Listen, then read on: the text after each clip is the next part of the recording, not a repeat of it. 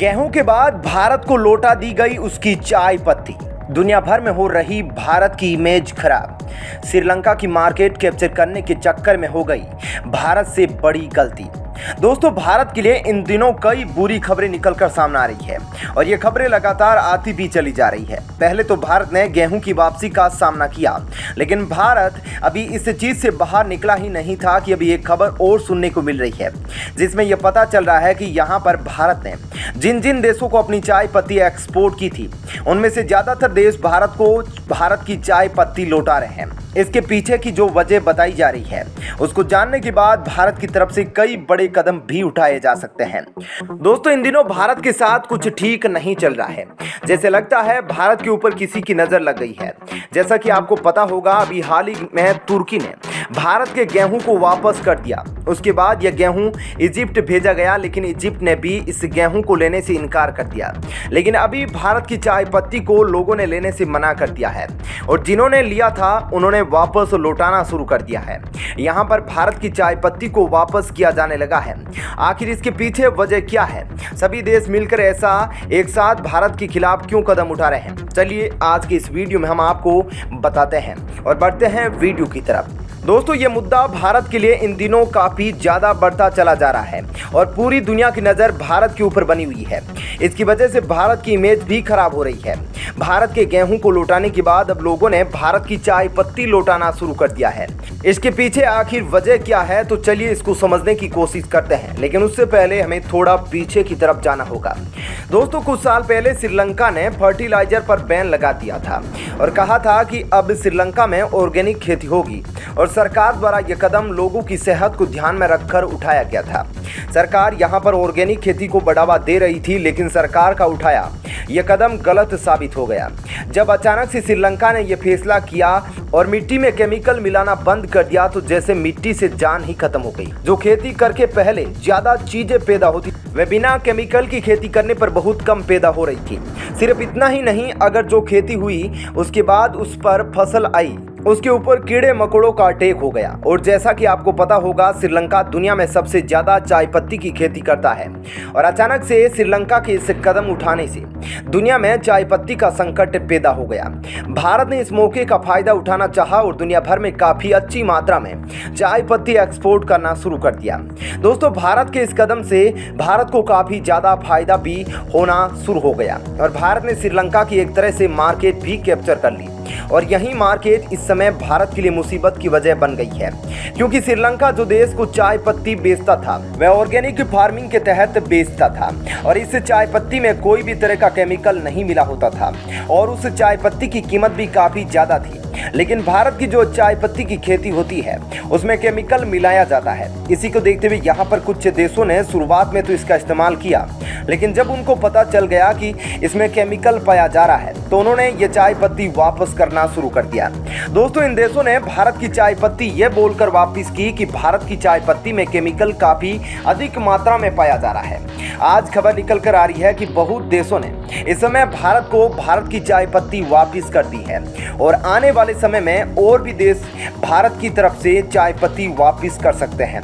इस चीज से भारत को काफी ज्यादा नुकसान होने वाला है, क्योंकि जैसा कि आपको पता होगा, जब कोई देश किसी देश का सामान वापस करता है तो उस देश की इमेज खराब होती है और यह बात किसी से छुपाई भी नहीं जा सकती, क्योंकि खबर काफी तेज पूरी दुनिया में फैल जाती है और लोगों की नजरों में आ जाती है। इसका असर भारत को दूसरे प्रोडक्ट पर भी देखने को मिल सकता है, क्योंकि दुनिया ये देख रही है कि लगातार भारत का प्रोडक्ट दूसरे देश वापस कर रहे हैं, तो ऐसे में दूसरे देश भारत के प्रोडक्ट को क्यों लेना चाहेंगे? तो इस चीज से काफी बेकार असर पड़ता है किसी भी देश की इमेज पर। दोस्तों, श्रीलंका की मार्केट को कैप्चर करने के चक्कर में यहाँ पर बहुत लोगों ने लोन लेकर चाय पत्ती की खेती शुरू कर दी और बागान लगा लिया। ऐसे में उन लोगों को काफी ज्यादा नुकसान हो रहा है। अब बहुत लोगों के मन में सवाल चल रहा होगा कि भारत भी ऑर्गेनिक खेती करके दूसरे देशों को चाय पत्ती बेच सकता है। तो हम आपको बताना चाहेंगे कि यहाँ पर भारत में भी ऑर्गेनिक तरीके से चाय पत्ती पैदा की जाती है, लेकिन उसकी संख्या काफी कम है, क्योंकि ऑर्गेनिक खेती करके चाय पत्ती तो उगा सकते हैं, लेकिन भारी मात्रा में इसको पैदा नहीं किया जा सकता। इसको लेकर सरकार की तरफ से कोई फैसला नहीं लिया जा सकता। जिस तरीके से केमिकल का इस्तेमाल काफी अधिक मात्रा में किया गया है, इसको थोड़ा कम किया जाना चाहिए। और जिस तरीके से दूसरे देश भारत की चाय पत्ती वापस कर रहे हैं, इससे भारत के खजाने पर भी असर पड़ेगा। इसको लेकर आप क्या कहना चाहेंगे? यहाँ पर भारत को इस समय क्या करना चाहिए? आप अपनी राय हमें नीचे कमेंट बॉक्स में लिखकर बता सकते हैं। दोस्तों, वहीं रक्षा मंत्री राजनाथ सिंह ने हनोई में वियतनाम के राष्ट्रीय रक्षा मंत्री जनरल फॉम वॉन गियांग के साथ द्विपक्षीय बैठक की। इस दौरान कई मुद्दों पर चर्चा हुई। राजनाथ सिंह इस समय वियतनाम की 3 दिवसीय यात्रा पर है। रक्षा मंत्री राजनाथ सिंह वियतनाम के राष्ट्रीय रक्षा मंत्री जनरल फॉन वॉन गियांग के निमंत्रण पर वियतनाम की आधिकारिक यात्रा पर गए हैं।